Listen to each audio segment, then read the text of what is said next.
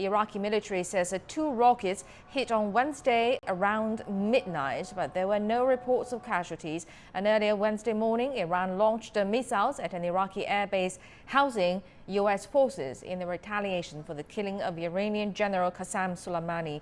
CGTN's Roy Rattenberg has more.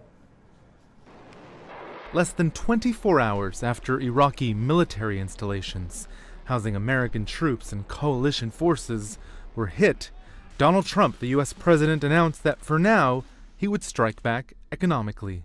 As we continue to evaluate options in response to Iranian aggression, the United States will immediately impose additional punishing economic sanctions on the Iranian regime.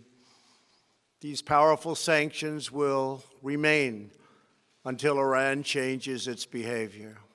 On Capitol Hill, leading Republican lawmakers on Wednesday praised Trump for what they called his restraint.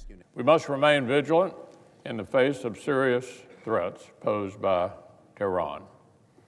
Apparently, these strikes did not kill or wound Americans, but they demonstrate the significant progress Iran has made over the last decade in building a large, long-range, and accurate ballistic missile force.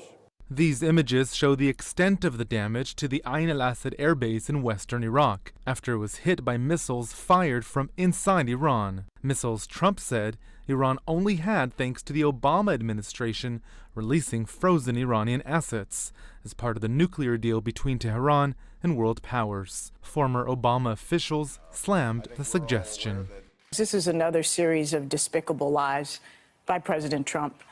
The fact that 3.5 years after taking office, he remains, or 3 years after taking office, he remains obsessed with President Obama just shows President Trump's extreme weakness and insecurity. Expecting an attack, retaliation by Iran for the U.S. killing of General Qasem Soleimani last Friday, NATO this week announced it was relocating some of its forces from Iraq to elsewhere in the Middle East. Trump on Wednesday urged the Atlantic Military Alliance to get more involved in the region, not less. Trump also used his address to call on Iran to work with the U.S. on issues of common interest like the fight against ISIL. He said a new deal with world powers was needed, one that could guarantee global security and Iranian prosperity, and he suggested he's ready to sit down and talk if they are. Roy Rattenberg, CGTN in Washington.